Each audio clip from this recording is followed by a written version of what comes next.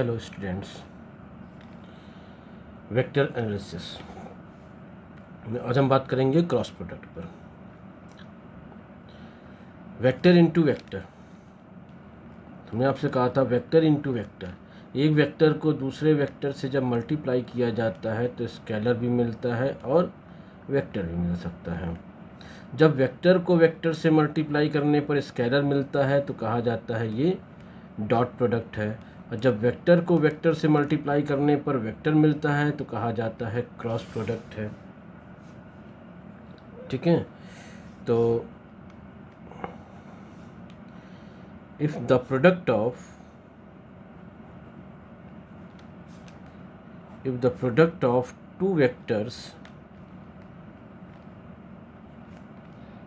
two vectors gives a vector, then the product is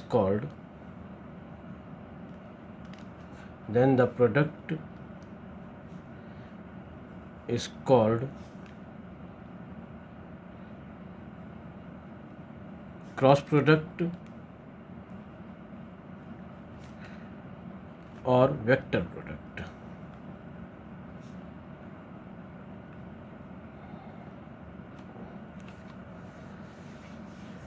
दो vector के multiplication से अगर आपको वेक्टर मिलता है तो इसे क्रॉस प्रोडक्ट या वेक्टर प्रोडक्ट कहा जाएगा। मान लीजिए हमारे पास दो वेक्टर हैं ए एंड बी, और इनके मल्टीप्लिकेशन से कहीं पर आपको वेक्टर मिल रहा है, तो इसे ए क्रॉस बी से रिप्रेजेंट करेंगे। अगर ए क्रॉस बी लगा हुआ है तो ये वेक्टर प्रोडक्ट यानी क्रॉस प्रोडक्ट बताता है। इनके बीच में अगर डॉट लगा होगा तो ये डॉट प्रोडक्ट को बताएगा। अब इसका मतलब ये हुआ कि ए और बी का मल्टीप्लिकेशन हो रहा है और इनके मल्टीप्लिकेशन से हमें वेक्टर मिलेगा। और अगर यहाँ पे डॉट लगा होता, जैसा हमने लास्ट वीडियो में बात की थी, तो ये होता ए डॉट बी, तब उसका मतलब होता कि ये एक स्केलर फिजिक है, स्केलर फिजिकल क्वांटिटी है। तो ए वेक्टर है, बी वेक्टर है और ए क्रॉस बी भी एक वेक्टर है। तीन वेक्टर मिल गए आपको, एक वेक्टर ये हुआ, एक वेक्टर ये हुआ, और इनके क्रॉस से भी एक नया वेक्टर मिलेगा। आपको मालूम है कि वेक्टर के पास magnitude as well as direction दोनों होते हैं। तो ए क्रॉस बी का मैग्नीट्यूड जो होगा वो ए बी साइन थीटा, और यूनिट वेक्टर एन। अगर आपको याद हो तो बताया गया है कि एक वेक्टर को हम लिख सकते हैं, a vector can be written as the product of its magnitude and unit vector. एक वेक्टर को उसके मैग्नीट्यूड और यूनिट वेक्टर की प्रोडक्ट की फॉर्म में लिख सकते हैं। तो ए क्रॉस बी एक वेक्टर है, इस वेक्टर का जो मैग्नीट्यूड है वो ए बी साइन थीटा से मिलेगा, ये मैग्नीट्यूड है। और ये जो n है यहाँ per unit vector n, unit vector ये क्या बताएगा आपको, डायरेक्शन के बारे में इन्फॉर्म करेगा। यूनिट वेक्टर डायरेक्शन को रिप्रेजेंट करता है, तो यहाँ यूनिट वेक्टर n डायरेक्शन को बताएगा। तो ये होता है ए क्रॉस बी। अब पहले हम डायरेक्शन पे बात करेंगे। मैग्नीट्यूड तो सिंपल है, ए यहाँ पर मॉड वैल्यू ऑफ ए है, a mod value of b a है, b mod value of b है, and theta angle between vector a and vector B है। ये जो एन वेक्टर यहाँ पर आया है, यूनिट वेक्टर जो है, ये यूनिट वेक्टर की डायरेक्शन जो होती है वो ए क्रॉस बी वेक्टर की डायरेक्शन को बताता है। This unit vector gives the direction of vector A cross B. ये ए क्रॉस बी की डायरेक्शन को बताता है। यानी आपसे अगर ए क्रॉस बी की डायरेक्शन कहा जाए तो आप यूनिट वेक्टर एन से उसे बताएंगे। पहले डायरेक्शन पे बात कर लेते हैं कि डायरेक्शन जस्टिफाई कैसे की जाती है। कि यहाँ पे डायरेक्शन का इशू ही ज़्यादा क्रिएट होगा। तो ये वेक्टर ए है, ये दूसरा वेक्टर बी है, ए बी, और इनके बीच का एंगल थीटा है। वेक्टर ए की लेंथ ए वेक्टर बी की लेंथ बी और theta angle between the two vector. अब इनका जब क्रॉस करेंगे तो ए क्रॉस बी की डायरेक्शन क्या होगी? मैग्नीट्यूड तो सिंपल है, ए बी साइन थीटा कर दीजिए, डायरेक्शन इंपॉर्टेंस है। तो ध्यान रखिएगा ए क्रॉस बी की डायरेक्शन या यूनिट वेक्टर एन की डायरेक्शन, कुछ भी कह लीजिए, यूनिट वेक्टर एन की डायरेक्शन या ए क्रॉस बी की डायरेक्शन उस प्लेन के परपेंडिकुलर होगी जिस प्लेन में ये दोनों वेक्टर लाई करेंगे। ठीक है, ये दोनों वेक्टर देखिए, दो लाइन, अगर आप टू लाइंस ड्रॉ करते हो तो वो हमेशा एक सिंगल प्लेन में हो सकती हैं। ये सब कुछ बेसिक बातें हैं जिसे बहुत ध्यान समझना होता है और ध्यान से याद रखना पड़ता है। देखिए, अगर एक सिंगल लाइन, जैसे मैंने कहा ये पेन एक लाइन को रिप्रेजेंट करता है, अब इस लाइन से पास होने वाले कितने प्लेन हो सकते हैं? तो इस लाइन से पास होने वाले से ये, मैं हाथ को, आप पाम को प्लेन मान लीजिए, तो ये प्लेन इनफाइनाइट, ये भी प्लेन हो सकता है, ये भी प्लेन हो सकता है, ये भी प्लेन हो सकता है, ये भी हो सकता है। तो इस लाइन से पास होने वाले इनफाइनाइट प्लेन हो सकते हैं। तो जब कहा जाए एक लाइन से पास होने वाले नंबर ऑफ प्लेन्स कितने हैं, तो इनफाइनाइट। किसी भी एंगल पर कोई प्लेन बना दीजिए, 1 2 3, ऑल डायरेक्शन में आप कहीं से प्लेन बना सकते हैं, तो कितने भी प्लेन हो सकते हैं। तो जब एक लाइन होगी उससे इनफाइनाइट प्लेन पास कर सकते हैं। लेकिन अगर टू लाइन से पास होने वाले प्लेन की बात करें तो टू लाइन से केवल एक ही प्लेन पास हो सकता है। यानी टू लाइन्स अगर आप खींचते हो और ऐसा प्लेन ड्रॉ करिए जो दोनों से पास हो, तो वो केवल एक ही प्लेन हो सकता है। जैसे यहाँ पर प्लेन ऑफ पेपर, ठीक है, तो प्लेन ऑफ पेपर, तो प्लेन ऑफ पेपर पर हमने दो वेक्टर ड्रॉ कर दिए, यानी ये दो वेक्टर हमेशा एक प्लेन में होंगे। आप कहीं पर भी दो वेक्टर ड्रॉ कर लीजिए, कैसे भी ड्रॉ कर लीजिए, this must be lie in a single plane. ठीक है, टू वेक्टर्स से ड्रॉ पास होने वाला अगर आपको प्लेन ड्रॉ करने के लिए कहा जाए तो ये केवल वन एंड ओनली वन, यानी सिंगल प्लेन ही हो सकता है। और एक लाइन से पास होने वाले इनफाइनाइट प्लेन हो सकते हैं। तो इनसे पास होने वाला केवल एक सिंगल प्लेन होगा, यहाँ पर प्लेन ऑफ दी पेपर है। पहली बात ये ध्यान रखिएगा। तो दो वेक्टर, इन टू वेक्टर्स को हमने टू लाइन से रिप्रेजेंट किया है, टू एरो से रिप्रेजेंट किया है। इसका मतलब ये दोनों वेक्टर, अगर दो वेक्टर कहीं ड्रॉ किए गए हैं तो दो वेक्टर को प्लेनर वेक्टर होंगे, यानी दो वेक्टर किसी न किसी प्लेन में ही लाई करेंगे, चाहे वो प्लेन कैसा भी हो। तो ये दो वेक्टर जो है प्लेन, यहाँ पर ये दोनों वेक्टर प्लेन ऑफ पेपर पर लाई करते हैं। मेरी बात को थिंक करेंगे आप तो समझ में आएगा। ठीक है, physics is the matter of thinking. Physics think करने का सब्जेक्ट है, सारे सब्जेक्ट थिंक करने के होते हैं। थिंक करने का सब्जेक्ट है, हाईली थिंकिंग है। जितना आप थिंक करेंगे, समझेंगे, सोचेंगे, ठीक है, जानने की कोशिश करेंगे, उतना ही आप जानते जाएंगे। तो ए और बी ये दो वेक्टर हैं, ये दो वेक्टर एक प्लेन में लाई करते हैं। यहाँ पर ये प्लेन ऑफ पेपर है। तो पहली बात ध्यान रखिएगा, जो यूनिट वेक्टर एन की जो डायरेक्शन होगी या ए क्रॉस बी की डायरेक्शन होगी वो उस प्लेन के परपेंडिकुलर होगी जिसमें ये दो वेक्टर लाई करते हैं। तो मैं इस बात को नोट करके लिख देता हूँ यहाँ पर, the direction of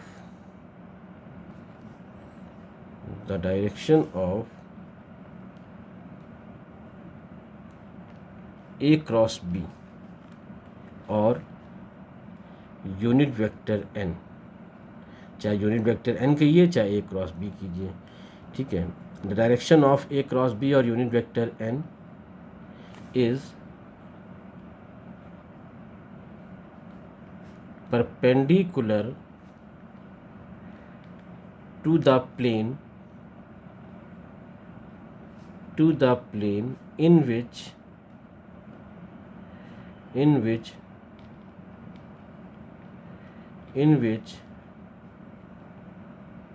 the two vectors are contained। जिस प्लेन में दोनों वेक्टर लाई करेंगे उस प्लेन के परपेंडिकुलर डायरेक्शन होगी ए क्रॉस बी वेक्टर यानी यूनिट वेक्टर एन की। ठीक है, अब एक प्लेन के बारे में अगर आप सोचें, जैसे एक्स वाई प्लेन के बारे में सोचें, आप फ्रेम सोच लीजिए एक्स वाई जेड, तो एक्स और वाई प्लेन में होते हैं, जेड परपेंडिकुलर होता है उस प्लेन के। तो एक्स वाई जेड तीन एक्सिस के बारे में अगर आप जानते हैं तो ये तीनों एक्सिस जो होती हैं वो म्यूचुअली परपेंडिकुलर होती हैं, एक्स वाई एंड ये जेड, ठीक है, एक्स वाई एंड जेड, ठीक है। एक्स पेपर में है, वाई पेपर में है, जेड इस तरह से है। आप अगर ऑब्जर्व करना चाहो तो जिस रूम में आप बैठे हुए हैं, जहाँ पर बैठकर आप स्टडी कर रहे हो, कहीं ना कहीं रूम में तो आप कहीं नहीं जाते ही होंगे ना, तो रूम में होंगे, जिस रूम में होंगे उस रूम का एक कॉर्नर पकड़ लीजिए, एक कोना देखिए, और उस कोने से एज को देखिए तो 3 एज आपको दिखाई पड़ेंगे। अगर आप बॉटम कॉर्नर को पकड़ोगे, फर्श के एक कॉर्नर को पकड़ोगे, तो फर्श के अलोंग एक लाइन, फर्श के अलोंग दूसरी लाइन, और परपेंडिकुलर डायरेक्शन में तीसरी लाइन। जैसे कि ये कॉर्नर है ये, ठीक है, ये एक्स एक्सिस मान लीजिए, इसे वाई एक्सिस मान लीजिए, और ये जेड एक्सिस, ऐसे परपेंडिकुलर डायरेक्शन में ये जेड एक्सिस। इस तरह से आप तीनों एक्सिस तो कॉर्नर में होंगी, ये तीनों एक्सिस यहाँ पर दिखाई पड़ेंगे। तो एक्स वाई प्लेन अगर बात करेंगे तो एक्स वाई प्लेन के परपेंडिकुलर जेड होगा। अगर आप ये एक्स, ये पेपर कैसा हो गया, अगर ये एक्स है और ये वाई है तो ये एक्स वाई प्लेन हो गया। अगर ये एक्स है और ये जेड है तो ये एक्स जेड प्लेन हो गया। अगर ये वाई और ये जेड है तो ये वाई जेड प्लेन हो गया, ठीक है। तो अगर आप जब एक प्लेन यानी एक्स और वाई प्लेन लेंगे, हमेशा 2 एक्सिस के बीच में एक प्लेन होता है, अगर एक्स और वाई प्लेन लेंगे तो एक्स वाई प्लेन के परपेंडिकुलर जेड होगा। अगर आप वाई जेड प्लेन लेंगे, ऐसे ये आप वाई जेड प्लेन लेंगे, देखो जितनी भी वॉल है उस कॉर्नर पर जो जिस कॉर्नर को आप पकड़ोगे उस कॉर्नर से 3 वॉल अटैच होंगे, 3 फेस अटैच होंगे, ये कह सकते हैं, ठीक है। 3 वॉल या 3 फेस अटैच होंगे। कौन कौन से अटैच होंगे? एक अगर बॉटम कॉर्नर लोगे, फ्लोर वाला कॉर्नर लोगे तो एक फ्लोर हो गया, एक उससे वॉल होगी और एक दूसरी वॉल होगी। तो ये 3 प्लेन आपको दिखाई पड़ेंगे, ठीक है। ये 3 प्लेन जो आपको दिख रहे हैं उनमें से एक एक्स वाई प्लेन, एक वाई जेड प्लेन और एक जेड एक्स प्लेन होगा। अब अगर एक्स वाई प्लेन कंसीडर करोगे तो जेड उसके परपेंडिकुलर होगा। एक्स जेड प्लेन कंसीडर करोगे तो वाई उसके परपेंडिकुलर होगा, और वाई जेड प्लेन कंसीडर करोगे तो एक्स उसके परपेंडिकुलर होगा। तो इस तरह से आपको एक्स वाई जेड 3 एक्सिस दिखाई पड़ेंगी, एक्स वाई, वाई जेड और जेड एक्स प्लेन दिखाई पड़ेंगे, और एक्स वाई जेड पूरा रूम जो है वो स्पेस है, ठीक है। इस तरह से आप सोच सकते हैं। रूम में बैठिए, रूम को देखिए, हर कॉर्नर पे काम कीजिए, समझ में आएगा सब कुछ।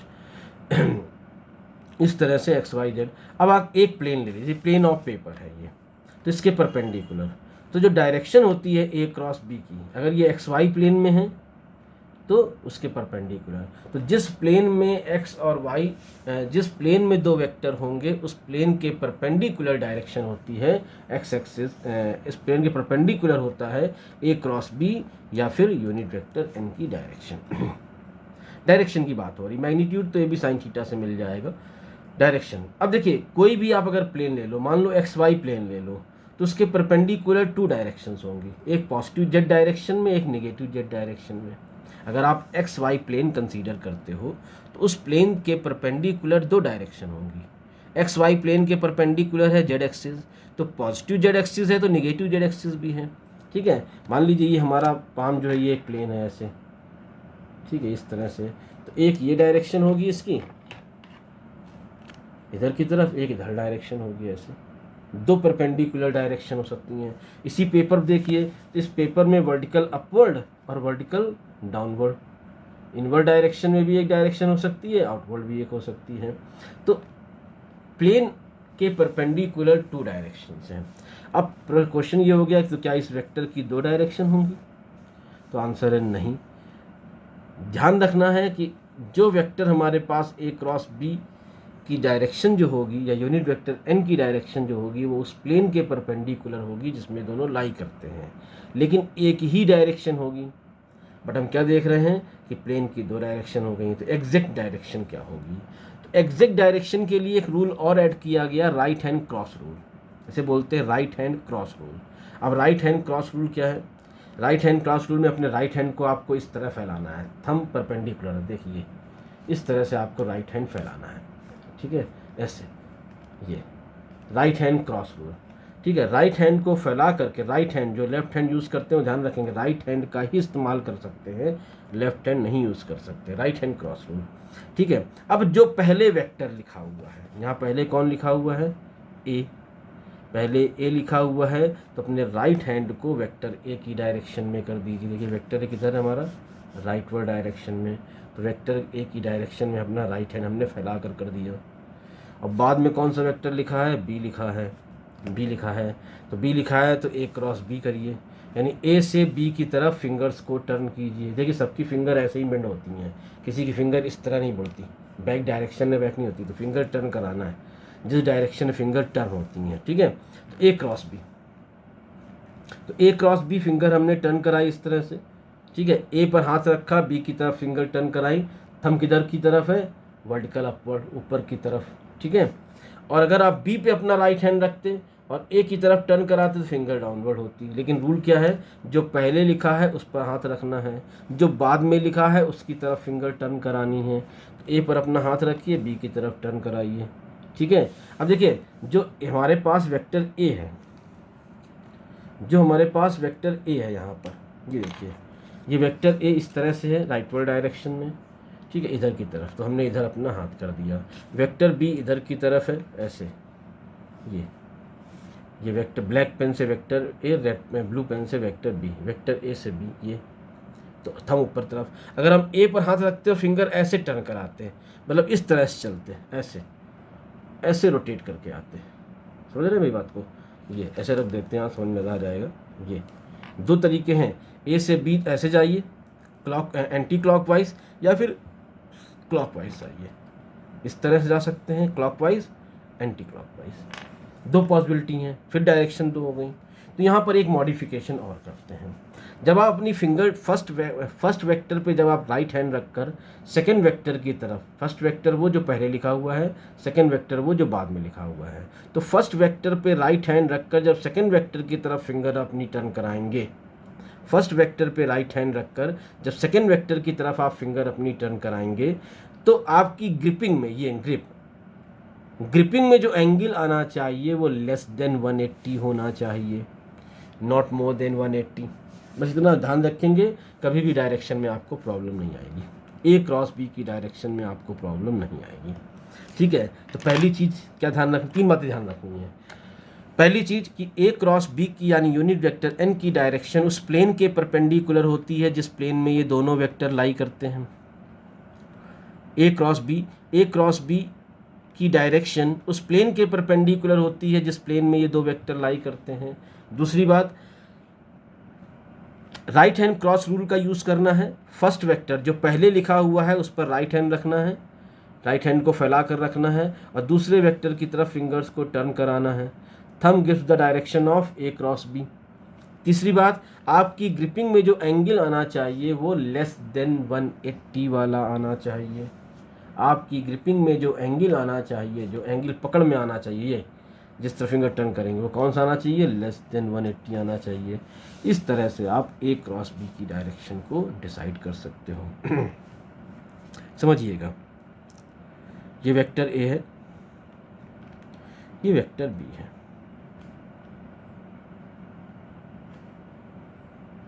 ये एंगल थीटा है। अब हम आपसे कहें कि ए क्रॉस बी की डायरेक्शन क्या होगी, तो इस केस में ए क्रॉस बी की डायरेक्शन,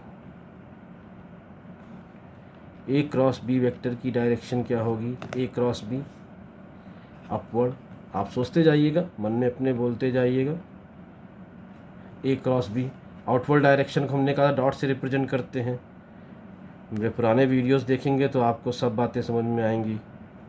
कुछ भी ऐसा लगे कि नहीं समझ में आ रहा है तो आप पुराने वीडियो देख लीजिए। और बी क्रॉस ए क्या होगी, तो बी पहले लिख दिया, तो बी पे अपना राइट हैंड रखो, ए की तरफ टर्न कराओ, ठीक है। बस ध्यान रखना ग्रिप में कौन सा एंगल आना चाहिए, less than 180, not more than 180। ये लेस देन 180 होगा और ये मोर देन 180 होगा, ये क्रॉस हो जाएगा। दूसरा केस लेते हैं,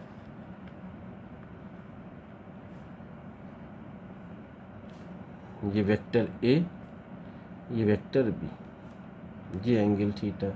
अब देखिए यहाँ पर ए क्रॉस बी की डायरेक्शन क्या होगी, यहाँ पर ए क्रॉस की बी की डायरेक्शन अपवर्ड, ये ए पर राइट हैंड रखिए, बी की तरफ फिंगर टर्न कराइए, ठीक है, थंब ऊपर की तरफ, ग्रिपिंग में एंगल लेस देन 180 आना चाहिए, तो ये एंगल लेस देन 180, ये angle greater than 180। B cross A की डायरेक्शन क्या होगी, क्रॉस डाउनवर्ड यानी इनवर्ड डायरेक्शन में। आइए और केस लेते हैं, ये ए वेक्टर और ये बी वेक्टर दिया हुआ है। अब ए क्रॉस बी की डायरेक्शन क्या होगी, अब देखिए ए ये है, पहले आई लिखा है, ए क्रॉस बी करेंगे, अब आपको ऐसे लिखना पड़ेगा, इस तरह से, देखिए ऐसे, ठीक है, पहले हम ऐसे कर रहे थे, इस तरह से हाथ करना पड़ेगा, ए क्रॉस बी, तो इस बार क्या हो जाएगा, इनवर्ड। बस ये ध्यान रखना है कि परपेंडिकुलर होगी ए और बी वेक्टर जिस प्लेन में होंगे, ठीक है। राइट हैंड क्रॉस रूल का यूज़ करना है, यानी पहले फर्स्ट वेक्टर पे राइट हैंड रखना है फैला करके, दूसरे वेक्टर की तरफ फिंगर टर्न करानी है, ठीक है। तीसरा ध्यान रखना है कि आपकी ग्रिपिंग में जो एंगल आना चाहिए वो लेस देन 180 होना चाहिए। यहाँ पर बी क्रॉस से हो जाएगा आउटवर्ड। एक केस और ले सकते हैं, ये ए वेक्टर बी वेक्टर, अब इनके बीच का एंगल हमने कर दिया 180। अब डायरेक्शन क्या होगी, ए क्रॉस बी, तो ए क्रॉस बी की डायरेक्शन इस समय क्या हो सकती है, अब देखिए यहाँ पर 180 है, ना तो लेस देन 180 ना ग्रेटर देन 180, अब किसको ले चले, ए क्रॉस बी चले या बी क्रॉस ए चले, ठीक है। तो कुछ भी करिए, ए क्रॉस बी इनके बीच का एंगल क्या है, 180 डिग्री, और साइन 180 की वैल्यू क्या होती है, देखिए यहाँ पर साइन 180 की वैल्यू 0, तो ए क्रॉस बी क्या हो जाएगा, 0 वेक्टर हो जाएगा, बी क्रॉस ए क्या हो जाएगा, 0 वेक्टर हो जाएगा। और 0 वेक्टर के बारे में हमने क्या कहा था, इसकी डायरेक्शन है पर पता नहीं क्या है, यानी इसकी डायरेक्शन डिफाइन है बट डेफिनेट नहीं है, ठीक है। तो जिसका पता नहीं उसका पता करने की ज़रूरत नहीं है, 0 वेक्टर लेकर के बात खत्म कर दीजिए। ये आपके सामने ये vector analysis of cross product के बारे में हमने जनरल डिस्कस किया। अब प्रॉपर्टीज़ ऑफ क्रॉस प्रोडक्ट पे बात कर लेते हैं।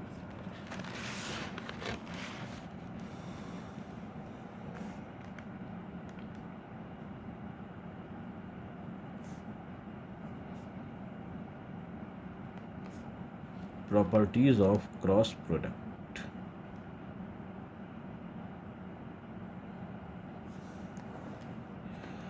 पहली प्रॉपर्टी यह है कि क्रॉस प्रोडक्ट कम्यूटेटिव लॉ को फॉलो नहीं करता। ए क्रॉस बी और बी क्रॉस ए आपस में इक्वल नहीं होते। A cross b is not equal to b cross a, ठीक है, यानी ऑर्डर का फ़र्क पड़ता है, और ऑर्डर का फ़र्क पड़ता है तो कहेंगे कम्यूटेटिव लॉ फॉलो नहीं होता है, ऑर्डर का फ़र्क नहीं पड़ता है तो कम्यूटेटिव लॉ फरता है, कम्यूटेटिव लॉ कहते हैं। ए क्रॉस बी और बी क्रॉस ए इक्वल नहीं है, डिफरेंसेस कहाँ आ गए, तो ए क्रॉस बी और बी क्रॉस ए मैग्नीट्यूड में तो इक्वल हैं, A B sine theta, A B sine theta, दोनों के मैग्नीट्यूड इक्वल हैं, बट डायरेक्शन इनकी अपोजिट है। और मैग्नीट्यूड इक्वल डायरेक्शन अपोजिट, तो क्या कंडीशन बनती है, देखिए ये मॉड लिखा हुआ है बिग लाइन के बीच में, यानी मैग्नीट्यूड की बात कर रहा है, और ब्रैकेट में लिखा है मतलब वेक्टर ही मतलब है इसका, माइनस बी क्रॉस ए, यानी ए क्रॉस बी और बी क्रॉस ए एक दूसरे के अपोजिट वेक्टर होंगे, यानी कि ये मैग्नीट्यूड में इक्वल और डायरेक्शन में सेम है। दूसरी बात ध्यान रखनी है, अगर ए और बी पैरेलल क्रॉस प्रोडक्ट जो होता है वो डिस्ट्रीब्यूशन लॉ को फॉलो करता है, यानी ये सम और सब्ट्रैक्शन पर डिस्ट्रीब्यूट हो जाता है। ए क्रॉस बी प्लस माइनस ए क्रॉस सी, तो क्रॉस प्रोडक्ट जो है वो डिस्ट्रीब्यूशन लॉ को भी फॉलो करता है। अगर ए और बी पैरेलल वेक्टर हैं, पैरेलल हैं, इसका मतलब theta is equal to 0 degree है, तो ए क्रॉस बी, ठीक है, ए क्रॉस बी क्या आ जाएगा, 0 वेक्टर आ जाएगा, यानी इनका मैग्नीट्यूड 0 होगा। और अगर A anti parallel to B है तो theta is equal to 180 degree, तो भी ए क्रॉस बी क्या हो जाएगा, जीरो वेक्टर हो जाएगा, यानी इनका मैग्नीट्यूड जीरो होगा। यानी दो वेक्टर अगर पैरेलल हैं यानी उनके बीच का एंगल जीरो है तो उनका क्रॉस प्रोडक्ट जो होगा वो जीरो होगा। और अगर ए और क्रॉस बी परपेंडिकुलर हैं एक दूसरे के, sorry, a vector perpendicular to b vector, a और बी परपेंडिकुलर वेक्टर हैं यानी कि इनके बीच का एंगल 90 है। तो ए क्रॉस बी क्या हो जाएगा, A B sine 90 unit vector n. तो ए क्रॉस बी मिल जाएगा ए बी और यूनिट वेक्टर एन। साइन 90 की वैल्यू 1 होती है। ठीक है, अब इन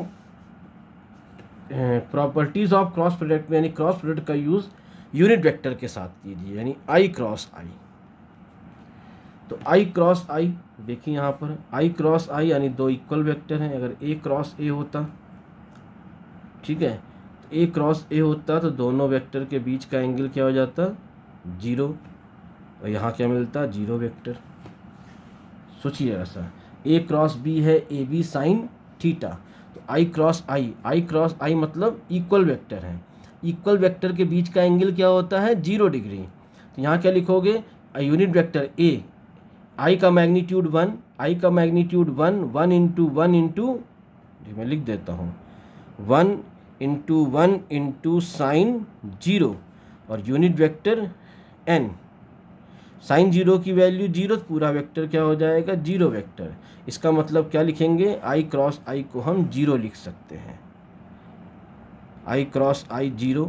इसी तरह से जे क्रॉस जे 0, इसी तरह से के क्रॉस के 0 होता है। ठीक है, अब अगर म्यूचुअल परपेंडिकुलर आई क्रॉस जे ले लें तो आई क्रॉस जे, अब सोचिए जरा सा, आई क्रॉस जे, आई एक्स एक्सिस के लॉन्ग, जे वाई एक्सिस के लॉन्ग।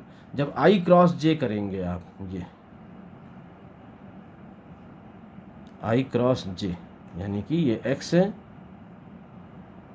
ये एक्स एक्सिस है और ये वाई एक्सिस है, आई क्रॉस जे करेंगे तो i cross J, right hand cross rule, ऐसे दिख रहा है। आई पर फर्स्ट वेक्टर आई हो गया तो आई पे राइट हैंड रखिए, जे की तरफ टर्न कराइए, थंब किस डायरेक्शन में आ गया, वर्टिकल अपवर्ड डायरेक्शन यानी कि के डायरेक्शन में आ गया। तो देखिए इसका मैग्नीट्यूड 1 होगा, इसका मैग्नीट्यूड 1 होगा, एंगल कितना होगा 90 और साइन 90 की वैल्यू 1 और यूनिट वेक्टर की डायरेक्शन क्या हो जाएगी, जेड एक्सिस, और जेड एक्सिस का यूनिट वेक्टर क्या होता है, जे। तो इस तरह लिख सकते हैं i cross j 1 into sine 90 1 होगा यूनिट वेक्टर के, तो i cross j is equal to आपको मिल जाएगा के। इसी तरह से जे क्रॉस के मिल जाएगा आई, इसी तरह से के क्रॉस आई मिल जाएगा जे। ठीक है, अब देखिए आई क्रॉस जे, तो जे क्रॉस आई, जे क्रॉस आई को लिख सकते हैं माइनस आई क्रॉस जे। फर्स्ट प्रॉपर्टी का इस्तेमाल करिए, ए क्रॉस बी जो है वो बी क्रॉस ए का निगेटिव वेक्टर है, तो जे क्रॉस आई जो होगा वो आई क्रॉस जे का निगेटिव वेक्टर होगा, और आई क्रॉस जे की वैल्यू कितनी है के, तो ये आ जाएगा माइनस के। इसी तरह से के क्रॉस जे, ये देखिए के जे क्रॉस के क्या है, ये हो जाएगा माइनस का जे क्रॉस के, और जे क्रॉस के यानी कि आई, तो माइनस का आई। इसी तरह से आई क्रॉस के क्रॉस आई क्रॉस के माइनस के क्रॉस आई, और के क्रॉस आई यानी कि माइनस का जे। ये हमारे पास यूनिट वेक्टर के साथ प्रॉपर्टी है। आप ये फॉर्मूले इस्तेमाल करके देखेंगे, सब समझ में आएगा, परेशान बिल्कुल नहीं होना है। आई क्रॉस जे, ठीक है, आई क्रॉस जे करके देखिए, जितनी प्रॉपर्टीज़ बताई हैं समझाई हैं उनको अप्लाई करिए, प्रैक्टिस कीजिए थोड़ा सा। एक बार मैंने एक एग्जाम्पल ले लिया है, आप इस पर काम कीजिए, सब समझ में आए। फिर भी ना समझ में आता तो डिस्कस कीजिए, ठीक है, कोई प्रॉब्लम नहीं होगी। के क्रॉस जे। ठीक है, ये हमारे पास ये एक रिजल्ट आ गया। इनको याद रखने का एक बड़ा सिंपल तरीका होता है। एक सर्किल बना लीजिए, इस सर्किल में एक ही डायरेक्शन में 3 एरो अप्लाई कर लीजिए। देखिए डायरेक्शन सेम होनी चाहिए, सब क्लॉकवाइज। जिस डायरेक्शन में एरो अप्लाई की हैं उसी तरह से इसमें आई, जे और के लिख दीजिए ऑर्डर में, इसी ऑर्डर में लिख दीजिए। अब एरो की डायरेक्शन में चलेंगे तो प्लस साइन, एरो के अपोजिट चलेंगे तो माइनस साइन। ठीक है, फॉर्मूला तरीका याद रखने का। देखिए i cross j is equal to k, j cross k is equal to i, k cross i is equal to j. ये तीनों याद हो गए। यहाँ आइए, आई क्रॉस के या उल्टा जे क्रॉस आई, जे क्रॉस आई, देखिए माइनस अपवर्ड चल रहा है एंटी क्लॉकवाइज तो माइनस साइन, जे क्रॉस आई माइनस के, आई क्रॉस के माइनस जे। ठीक है, के क्रॉस जे, के क्रॉस जे माइनस आई। इस तरह से आप याद रख सकते हो इनकी डायरेक्शंस को। ठीक है, क्रॉस प्रोडक्ट। अब इसके मैथमेटिकल एप्लीकेशन पे बात कर लेते हैं।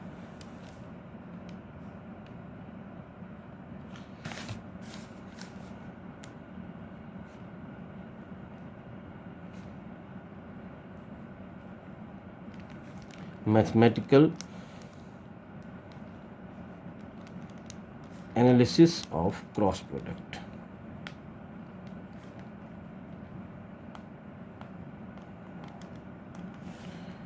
क्रॉस प्रोडक्ट, हमारे पास दो वेक्टर हैं, vector A x i plus A y j plus A z k, and vector B है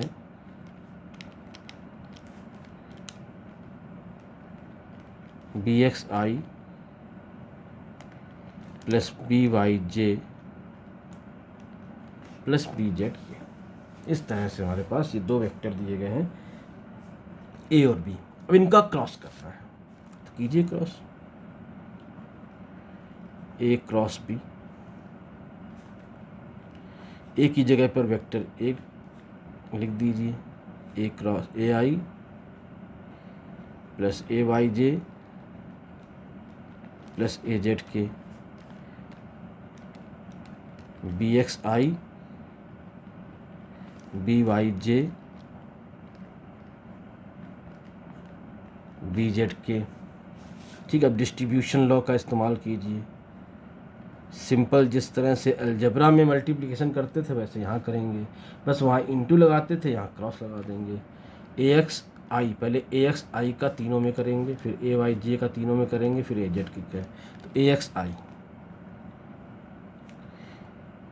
a x B x I cross आई। देखिए आई और आई यूनिट वेक्टर, इनके साथ क्रॉस लगा रहा है, स्केलर यानी कि पार्ट को हमने इसको अलग कर दिया है। A x B y i cross J,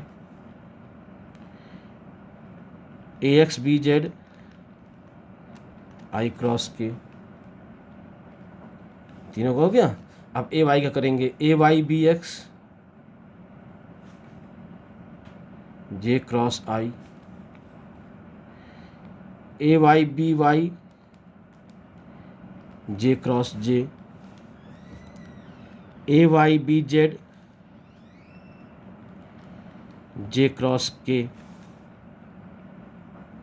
plus Z से करेंगे ए जेड बी एक्स के क्रॉस आई, ए जेड बी वाई के क्रॉस जे, ए जेड बी जेड के क्रॉस के,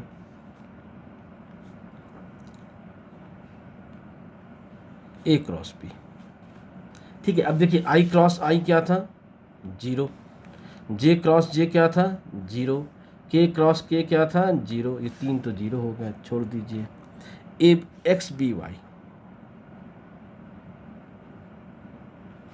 ए x B y j cross, sorry a x B y i cross j, i cross j क्या था, k. यहाँ ये ए वाई, सॉरी ये a x b z, a x b z i cross k. I cross k क्या था, minus जे। याद कीजिए, आई cross k क्या था, माइनस जे। ना याद आए तो अभी वीडियो देखिएगा, समझ में आएगा आपको।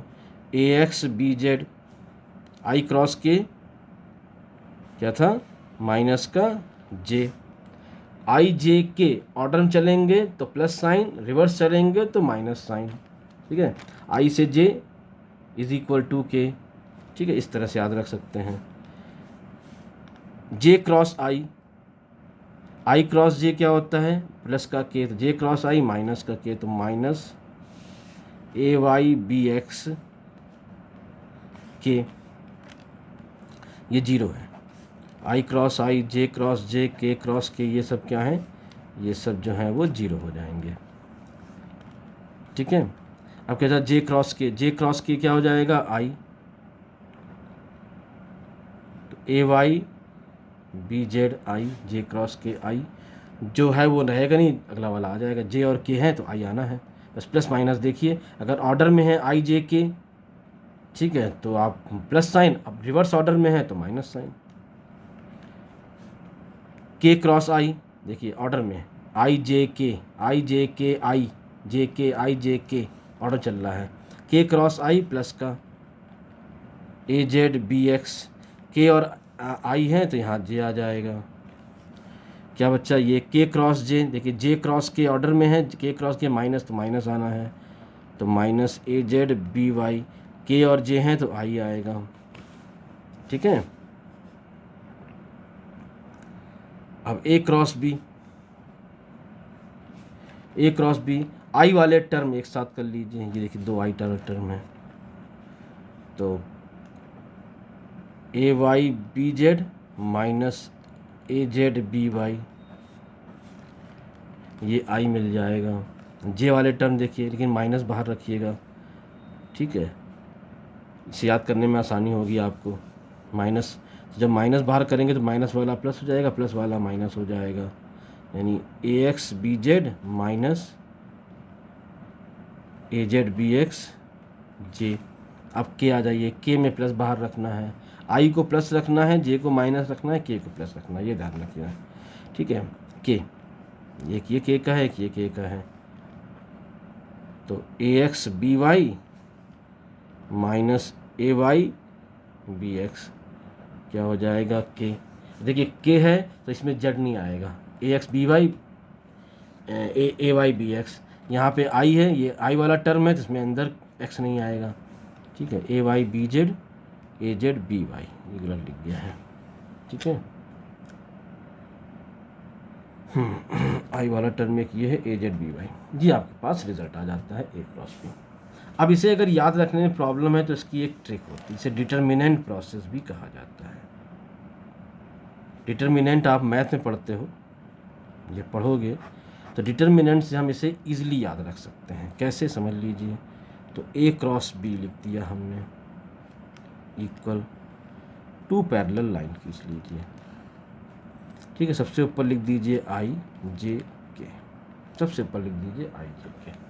ठीक है, अब पहले कौन सा लिखा है, ए वेक्टर, तो ए वेक्टर के जो कंपोनेंट्स के मैग्नीट्यूड हैं वो लिख दीजिए, यानी ए एक्स ए वाई, ये डायरेक्ट आप इसी का इस्तेमाल करोगे आगे से। अगर ये रिज़ल्ट याद रहे तो अच्छी बात है, ना याद रहे तो इसका इस्तेमाल करिएगा। A x A y A z, और ये क्या हो जाएगा, B x B y B z. जो पहले लिखा है उसके कंपोनेंट, आई जे के सबसे पहले आएगा, जो पहले लिखा है उसके कोफिशिएंट, उसके कंपोनेंट पहले लेके आइए, जो बाद में लिखा है उसके बाद में लेके आइए। ठीक है, अगले स्टेप में क्या करेंगे, अगले स्टेप में क्या करेंगे, आई को बाहर कर लीजिए और आई के रो और आई के कॉलम को छिपा लीजिए। आई के रो और आई के कॉलम को छिपा लीजिए ऐसे।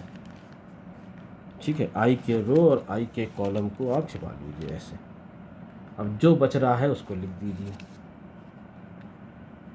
ए y A z b y B z. I plus का रहेगा, जे माइनस का रहेगा, के प्लस का, ये प्लस माइनस प्लस रहेंगे, ध्यान रखिए। तो माइनस जे, ये मैथमेटिक्स है, इसको एज इट इज़ याद रखना है, ठीक है। जे के रो और जे के कॉलम, ये देखिए ये रो होती हैं, 1 2 3, ये कॉलम, तो 3 रो एंड 3 कॉलम का ये डिटर्मिनेंट है जे। तो जे के रो और जे के कॉलम को छिपा लीजिए, ऐसे जो दिख रहा है उसे लिख दीजिए। तो ए x B x A z B z, a x B x A z B Z, ठीक है, प्लस के रो और के कॉलम को रिमूव कर दीजिए, देखिए, ठीक है। ये इसको हटाना है, जो बच रहा है उससे दिखाइए आप, ए x B x A y B y, a x B x A y B Y, ठीक है। अब नेक्स्ट स्टेप में क्या करेंगे, क्रॉस करेंगे, पहले ए वाई बी जेड, फिर माइनस ए जेड बी वाई। यहाँ पर भी ऐसे ही करना है, यहाँ पर भी ऐसे ही करना है। तो हम यहीं पे लिख रहे हैं ताकि नए पेज पे हम ना जाएं, 12 पलटना हटना पड़ता है। ए क्रॉस बी, फाइनल रिजल्ट मैं यही लिख देता हूँ, आई एज इट इज़, जैसे लिखा है लिख लीजिए। ए x b z,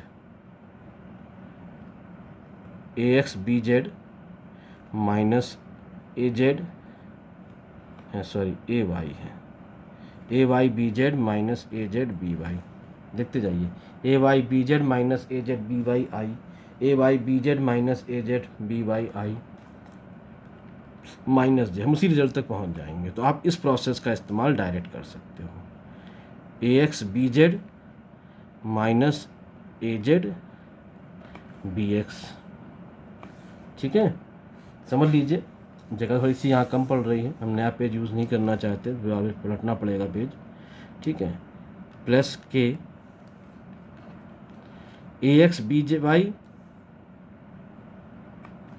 a x B Y minus A y B x, ये इस तरह से आपके पास डिटर्मिनेंट आ जाएगा। इस तरह से आप डिटर्मिनेंट प्रोसेस से भी इसे डायरेक्ट कर सकते हो। अगर रिजल्ट याद रहे तो डायरेक्ट लिखिए, कोई इशू नहीं है, ना याद रहे तो ये थोड़ा आसान तरीका होता है इसको करने के लिए। आज वीडियो बहुत लंबा हो गया, लेकिन इसका एक एग्जाम्पल हम फिर भी कराएंगे, ठीक है, बिना एग्जाम्पल के बात बनती नहीं है। एक एग्जाम्पल ले लेते हैं, ठीक है। Two vectors are given, two vectors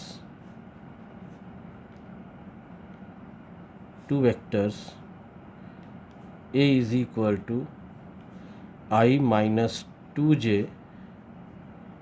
plus k and B is equal to j minus k are given.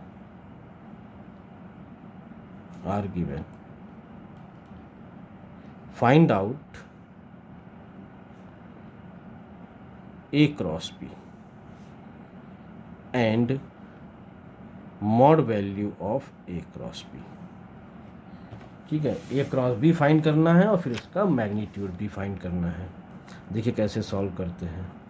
तो ए और बी दो वेक्टर दिए हैं, ए आपको दिया हुआ है आई माइनस 2j प्लस के एंड बी दिया गया है j माइनस के, ठीक है। अब डिटर्मिनेंट प्रोसेस का ही इस्तेमाल करेंगे। तो ए क्रॉस बी, पहले क्या लिखना होता है, आई जे के।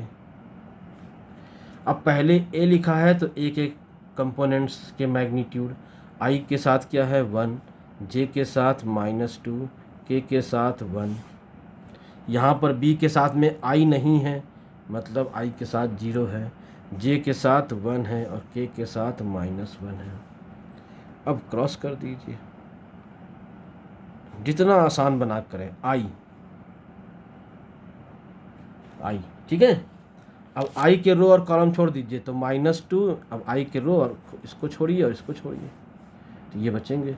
तो -2 × -1 -2 इंटू -1 2 माइनस फॉर्मूले के अकॉर्डिंग 1 इंटू 1 1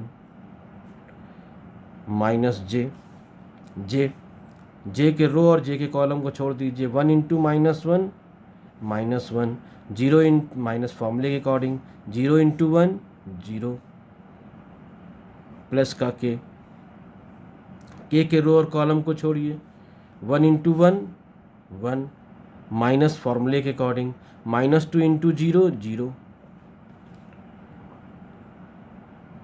तो A cross B 2 minus 1 1 it means I -1 into 0 -1 और माइनस पहले से है तो प्लस का J यहाँ पर प्लस का K तो A क्रॉस B आपको मिल जाएगा I plus J plus K।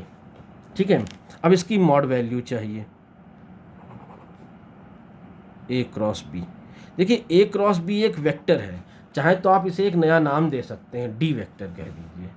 ठीक है, ये एक वेक्टर है और किसी भी वेक्टर का अगर मैग्नीट्यूड लिखना हो जो कोफिशिएंट फॉर्म में लिखा गया हो तो हमने आपको तरीका बताया था कि ए के मैग्नीट्यूड यानी ए के कोफिशिएंट या कंपोनेंट के मैग्नीट्यूड का पावर 1 जे के साथ क्या है 1 j तो 1 का स्क्वायर के साथ क्या है 1 स्क्वायर तो ये आ जाएगा √3।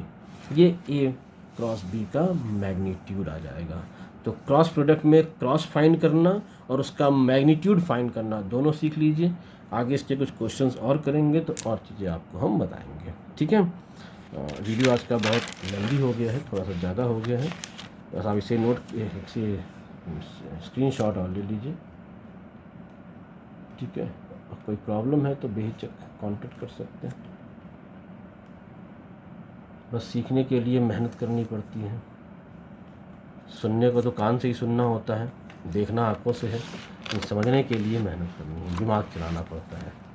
ठीक है बेटा, तो आप लोगों को अगर सीखना है तो फिर मेहनत करनी है।